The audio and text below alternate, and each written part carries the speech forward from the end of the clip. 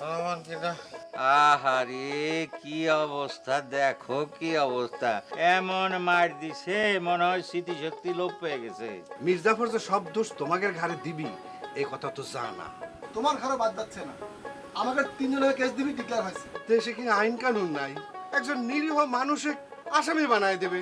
এমন ভাবে ভয় পেয়ে কথা করছো হারু ভাই, মনে হচ্ছে যেন এখনই পুলিশ এসে তোমাকে ধরবে। কেস যদি হয় আর আসামের তালিকায় যদি আমার নাম থাকে, তালি পারে তোমার ধারণা কি পুলিশ আইসে আমাকে না ধরে বলবে এক কাপ চা দাও খাই? রহমান ভাই, আপনি এই শরীর নিয়ে আপনি থানায় যাবেন, আমার মনে হয় তো তার আগে আপনার ওই হাসপাতালে যায় বডিটা একটু চেক আপ করানো দরকার। আমার কোথায় যাওয়া লাগবে না লাগবে সে বিষয়ে আমি কোনো উপদেশ নেওয়ার চাই না।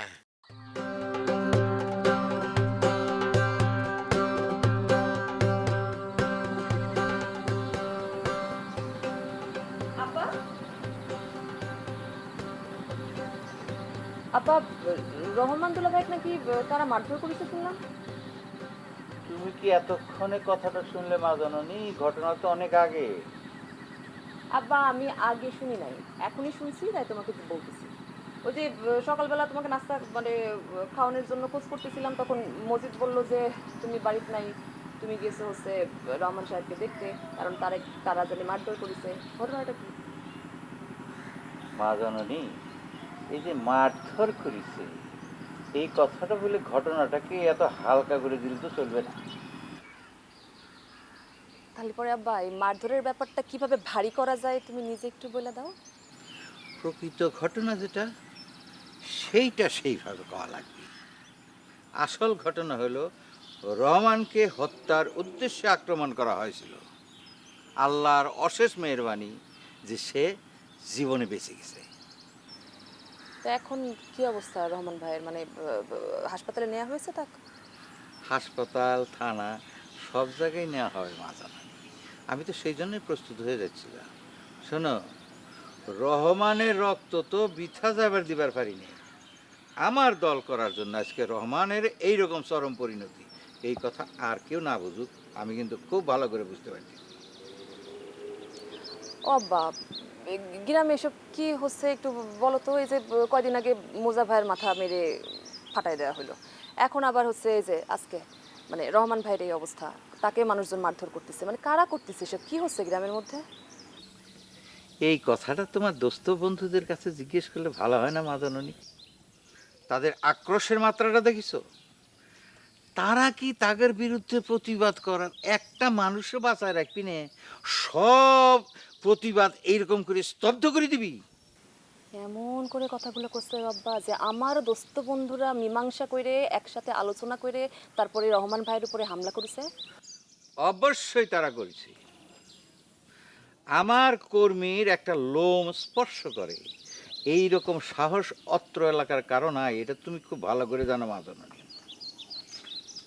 তার মানে এখানে যদি, মনে হয়, এইসব শব্দ প্রয়োগের কোনো অবকাশ নাই। তোমরা কি দেখিছো যে কে তোমার প্রিয় কর্মীর উপরে আক্রমণ করেছে? আবার অবান্তর প্রশ্ন করতেছো মা জননী। হাতের জিনিস তো আয়না দিয়ে দেখা লাগে না। এই যে আমার হাত তোমার চোখের সামনে ধরলাম, আমার যে 5টা আঙ্গুল তুমি পরিষ্কার দেখতে পাইতেছ।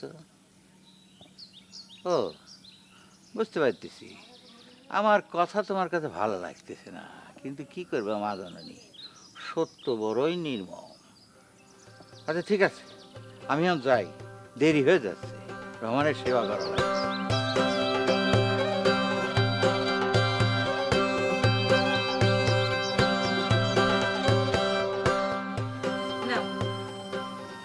ওষুধটা খাইলো তো। খবরদার, তুমি আমাকে ওষুধ খাওয়ার কথা কবে না। আমি ওষুধ খাবো না, নেভার নেভার। এসব কি পাগলামি করতেছো তুমি? ওষুধ না খালি তুমি কিরম করে সুস্থ হইবে কাউ তো? এটা তো তোমাকে একটা ষড়যন্ত্র। আমি কিছু বুঝি না মনে করি চাও না?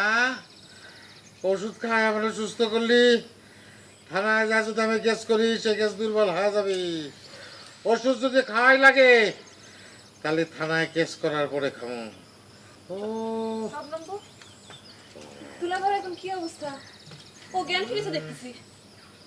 দেখো তো কিরকম পাগলামি করতেছে ভালো লাগে। ওষুধ খাবি না সে? এদিকে আমাকে দাও তো, আমাকে দাও। দেখি, ওষুধ খাবেন না? বাচ্চা মানুষ হয়ে গেছেন না? আসেন দেখি ওষুধ খান। ও দুলে ভাই আসেন তো, আসেন এদিকে আসেন, উঠেন খান, ওষুধটা খেলে ভালো হয়ে যাবে না। আসেন তো ভাই, আসেন, ভালো হয়ে যাবে। এই আমি কি তোমাকে কইছি ওষুধ খাওয়া আমাকে ভালো করে দাও? কি জন্য ওষুধ খাবো না সেটা মেম্বারে কইছি, তোমাকে আমি কোয়ার পাবো না। জনে জনে এত কথা কোয়ার পাবো না। এই আমার জামা দাও না কে? জামা দাও, প্যান্ট দাও। ওহো, কি হয়েছে? কি মানে ওষুধ খাওয়া চাচ্ছিল কিছুর জন্য? ওষুধ খায় সুস্থ হলে পারে তার কেস করাটা হালকা হয়ে যাবে, সেই জন্য সে ওষুধ খাবি না। আচ্ছা দুলে ভাই, কারা আপনার উপর হামলা করেছিল? কাউকে কি চিনতে পেরেছিলেন? সে কথা তুমি আমাকে জিজ্ঞেস করো কে? হ্যাঁ, আমি তোমাকে কব কে? তুমি তো আসামি পক্ষের লোক। তাই নাকি? তো আমাকে আবার আসামির লিস্টির নাম ফালাইয়া দিবেন নাকি দুলে ভাই? দিবার পারলে অবশ্যই দিতাম। খালি বাইচে গেলা, তুমি আমার লিডারের মেয়ে। আমি তো আগেই কইছি তোমাকে ব্যস্তাই খারাপ। ও দুলে ভাই, আমি বেঁচে আর নাই, আমি বেঁচের মধ্যে আর পড়ি না, বেঁচে আমি নাই আর। সালমা বাদ দাও তো, যা ইচ্ছে করে তা করবি দাও। করবার দিচ্ছেও কই?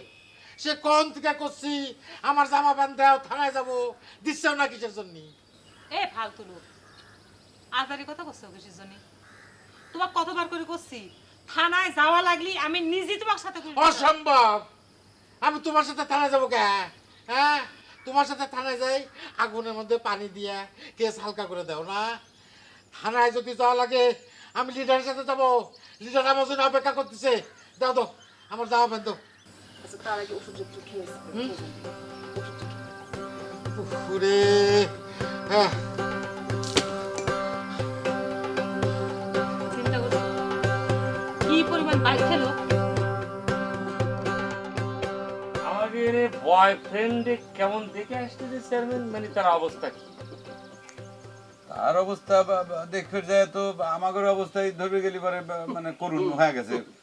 মানে তার তো মানে অন্যরকম ধারণা। তার ধারণা যে আমরাই রাত্রিবেলা তাকে মারধর করে সকালবেলা যায় খবর নিবে গেছি যে সে বেঁচে আছে কিনা। আশ্চর্য না? না, বুঝতে পারছি তেমন সিরিয়াস কোনো কিছু হয়নি, নালি পরে তো এরকম করে কথা করতে পারতো না। আরে ও কথা আর কি কব, ও যে কথা করছিল, যে ভাষা প্রয়োগ করতেছিল, আমার তো তখন মনে হচ্ছিল যে ধুলাইটা খাইছে একদম পারফেক্ট, ঠিক ছিল। জগা, তোমার এই কথা আমি সাপোর্ট করে ফেললাম না। এলাকায় এই ধরনের ঘটনা আর ঘটতে দেওয়া যাবে না। যে বা যারা এই ধরনের অপকর্ম করেছে, এই ধরনের খারাপ কাজ করেছে, এই মারামারি ঠেঙাঠেঙি এই ঘটনা যারা ঘটাইছে, তা করে ধরিয়ে খুঁজে বাইর করে নিয়ে আচ্ছা মতো তা করে শাস্তি করা লাগবে। এবং ভবিষ্যতে যেন তারা আর এই ধরনের ঘটনা না ঘটায় সে ব্যাপারে তাদেরকে সতর্ক করে দেওয়া লাগবে। ওরে বাবা, ধরবারই পারতেছি না। তুমি কষ্ট যে সাহায্যটা করতে হবে, সাহায্যের প্রশ্ন আসে কোথায়? তোমার এই কে বা কারা কোথায় কি, এটা তো ধরবে পারতেছি না আমরা, কেউ পারতে। গঙ্গা তো তুই কি ধরবে পারতেছিস কিনা? হ্যাঁ, স্পটে থাইকে কামটা যে কিটা করেছে সেটা মনে কর যে আমি এখনো পর্যন্ত ধরবার পাচ্ছি না। তবে এই কাজটার হোতা কারা কারা সেটা ঠিকই ধরবার পেরেছি। আমি কই কি, আর কয়েকটা দিন আমাকে একটু সময় দে, তারপর এক এক করে সব গুড লিস্ট তোকের হাতে ধরাই দিচ্ছে। সব নামের কথা শুনেও তো মনে হইলো যে সে আমাদের উপর মাইন্ড করেছে। মানে আমাদের ভিতর থেকে কেউ যদি এই কাম করে থাকে সে তার উপযুক্ত বিচার দাবি করতেছে। শবনমের এই কথা কর যথেষ্ট কারণ আছে। মনে করো যে শবনমের স্বামীর গায়ে ডাইরেক্ট একটা হাত পড়েছে, তো মনে করো যে স্বামীর গায়ে হাত পড়েছে একটু তো কবেই, তো সেই জায়গা থেকে শবনম মন খারাপ করেছে, মন খারাপ হওয়াটাই স্বাভাবিক, এটা মানিয়ে নিতে হচ্ছে। হচ্ছে কি মানে, মানে তোমার আর সালমার এই ভেজালের মধ্যে আরেকটা ভেজাল ঢুকে গেল। এখন মানে কোনটা তুই কোনটা কি করবো আমি ঠিক বুঝতে পারতেছি নি। এই গঙ্গাধর ওই শুক্রবারের প্ল্যানটা তো এখন কি হবে, কতদিন ভেজাল লেগে গেল না? শুক্রবার মেলা দেরি আছে, তার আগে রহমান সাহেবের ভেজালটাকে মেটানো লাগবে। তো এটার ঝামেলা শেষ করো, বাকি সব দেখছি। এই সব নামের কথাবার্তা শুনে কিন্তু যেটা মনে হলো যে সেও মুজাক সন্দেহ করতেছে। আচ্ছা, তুগারে কি মনে হয়, মানে মুজা কি রাগের মাথায় এই ধরনের একটা কাম করতে পারে? তোরা কি? পসিবল, অসম্ভব। আমি জোর দিয়ে করছি মোজার দ্বারা এই ধরনের ন্যাক্কারজনক ঘটনা ঘটবার পারে না, আমি করছি। আরে বাবা, আমি কতবার কব, ওই ঘটনা যখন ঘটে মোজা আমার সামনে দাঁড়ানো, গঙ্গা তো সাক্ষী। তো আমি তো সাক্ষী, এ কথা তো আমি কতবার চেয়ারম্যানে কয়েছি।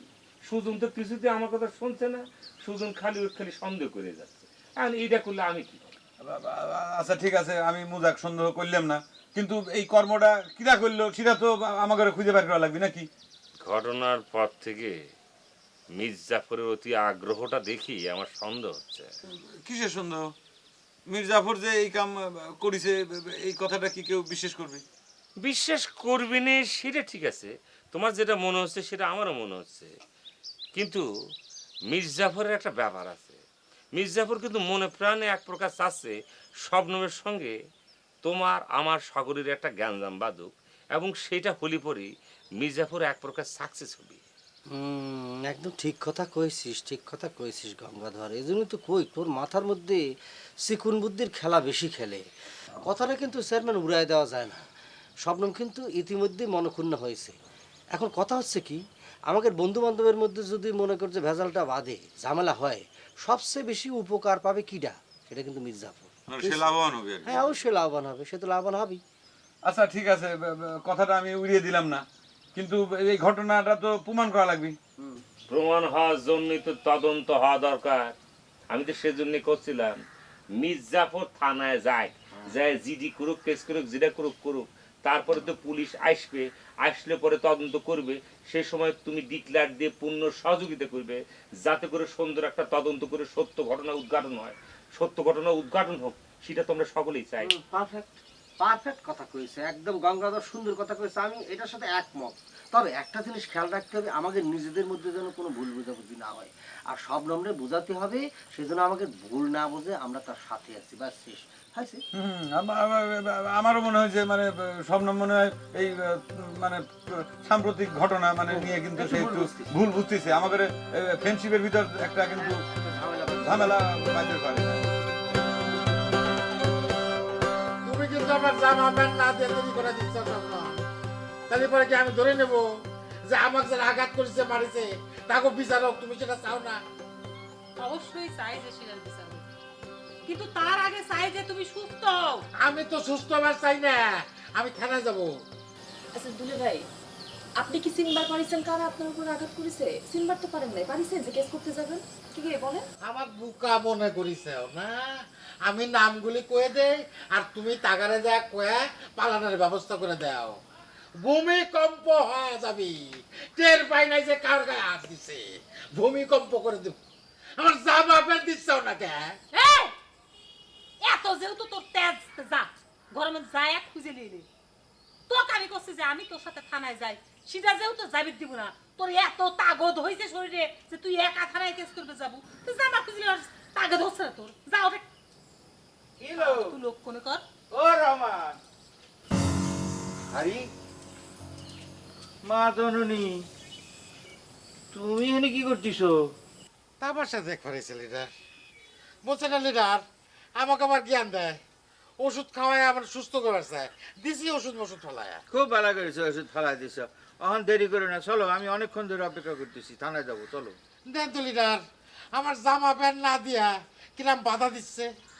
আরে জামার কি দরকার, জামা ছাড়াই তো ভালো লাগতেছে, দেখে বোঝা যাচ্ছে তোমার উপরে কিরকম একটা হামলা হয়েছে। ওসি সাহেবরে কিছু কোয়া লাগবে না খুলে, চলো। এই মায়ের দাগ বসে যাওয়ার আগে তো মামলা করতে হবে, চলো। আব্বার রহমান ভাইয়ের যে অবস্থা, থানায় নিয়ে যাওয়ার আগে আমার মনে হয় ডাক্তারের কাছে নিয়ে যাওয়া দরকার, চিকিৎসা নেওয়া দরকার। মা জননী, কোনটা বেশি জরুরি আপনার সেইটা আমি ভালো বুঝি। ওই একটু ধর না, তো একা একা খারাপ আর শক্তি নেই। আহারে মাইরে একেবারে তেনা তেনা করে ফেলাইছে রে। কারণ চাচা, আমিও তোর সাথে থানায় যাবো। থাক স্বপ্নম, তোমার যাওয়া লাগবে না, আমি তো আসছি। আপনি থাকলেও আমার যাওয়া লাগবে, কারণ লোকটার শরীর ভালো না। খবরদার খবরদার, তুমি আমার সাথে যাবি না লিডার, তাকে নিষেধ করেন। সে থানায় গেলি উল্টা পাল্টা কথা কয়ে কেস নরম করে দিবি, দুর্বল করে দিবি।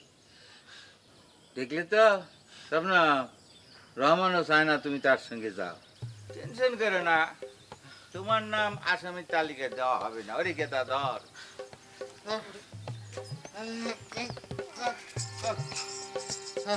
আরে দুরো কেদো সানালে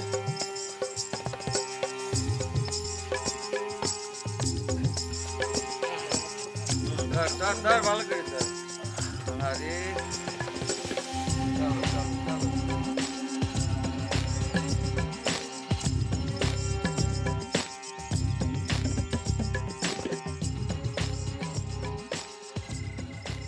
চেয়ারম্যান সাহেব কি বাড়ি ফিরেছে?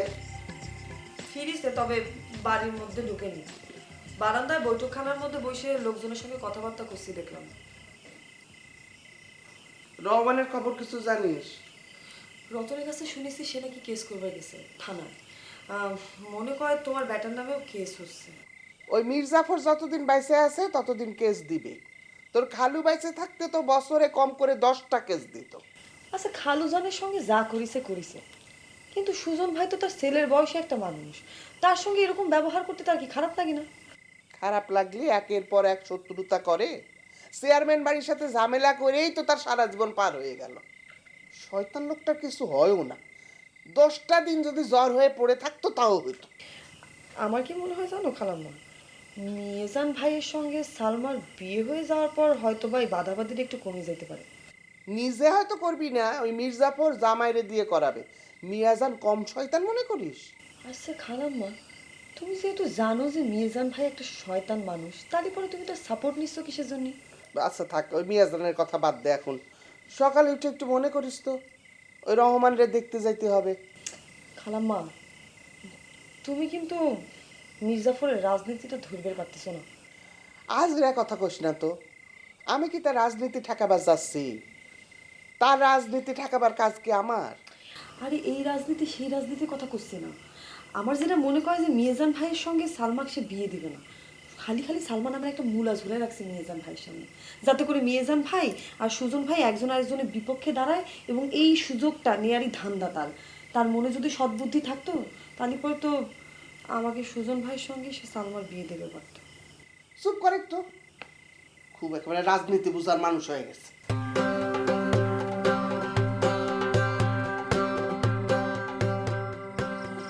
থানায় কোনো খোঁজ খবর নিচ্ছিল না? খোঁজ খবর নেওয়ার কি আছে, কেস তো একটা হবেই। মির্জাফর এইরকম একটা সুযোগ পাইছে, কেস না করে কি সে ছাড়বি নাকি?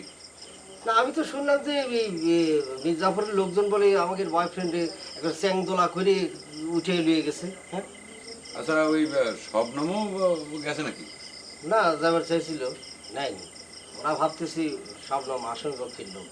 তবে আমার মনে হচ্ছে তোমার এইভাবে বসে থাকাটা কিন্তু ঠিক হচ্ছে না। তুমি সব কিছু এবার ছাড়িয়ে দিচ্ছ বলেই কিন্তু, বিনে প্রতিবাদে করতেছো বলেও কিন্তু এই মির্জাফরেরা এরকম মানে সাহস পেয়ে গেছে, আস্ফালন শুরু করেছে, বুঝছো? তা তুই কি করবার করছু? প্রতিবাদ কেবা করে করব? তোমার একটু শোডাউন করা দরকার, বুঝতে পারছো চেয়ারম্যান? তুমি তো এলাকার চেয়ারম্যান, তোমার পিছনে যে লোকজন আছে এটা শোডাউন করে তারে বুঝাই দিতে হবে। বুঝাই দিলে পরে দেখবে কিছুদিনের জন্য সে ঠান্ডা হয়ে যাবে। জগদীশটা কিন্তু ঠিক কথাই কইছে বড় ভাই। আমরা বিশাল বড় একটা মিছিল করে এলাকা প্রদক্ষিণ করব, আর মনে করেন স্লোগান হবে মির্জাফরের আস্তানা ভেঙে দাও গুড়িয়ে দাও, মির্জাফরের আস্তানা ভেঙে দাও গুড়িয়ে দাও, সুজন বাড়ির ভিতরে মিথ্যা মামলা মানি না, মানবো না। চুপ কর। মির্জাফরের আস্তানা ভেঙে দাও, গুড়িয়ে দাও, আস্তানা ভেঙে দাও। এই আমার নামে কেস করেছে, এ কথা তোর কাছে কিরা করলো রে? হ্যাঁ,